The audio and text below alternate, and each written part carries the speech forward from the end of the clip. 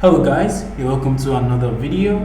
Now in the last video we took a look at the column widget inside of Flutter, and I also showed you a scroll view, a single child scroll view widget that you can wrap a column in if you want to scroll your application vertically in case the column decides to overflow.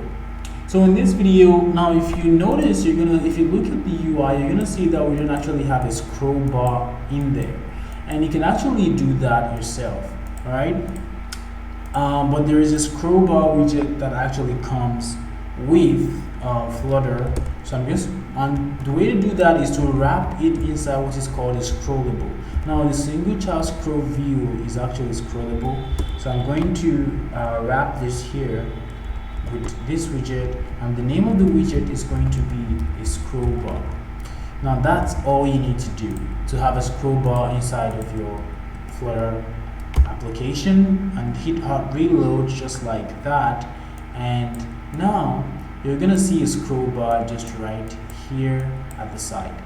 Of course, you could have some configurations you want to add. For example, it allows you to change is always shown, show, track, and hover.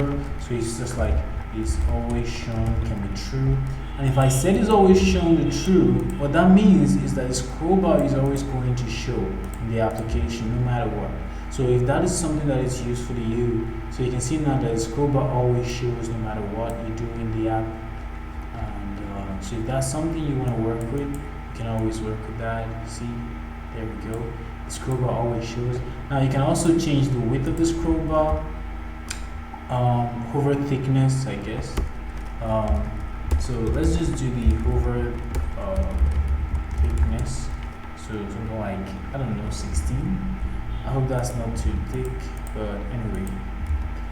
So now if I do hot reload, you're gonna see that if I hover over this now, the thickness isn't that much. Let's see if the hover even works. Anyway, maybe hover is going to work on desktop, but definitely not on mobile.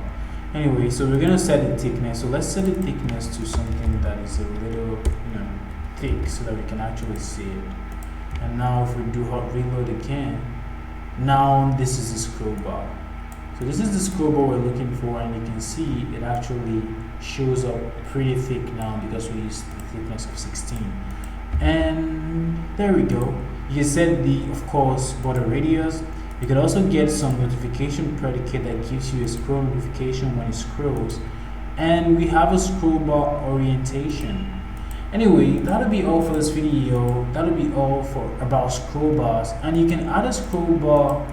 A scroll bar is just an indicator, as you can see. It doesn't even allow us to scroll using it. So I don't know what the heck the scroll bar is useful for, apart from just showing how much a user has scrolled.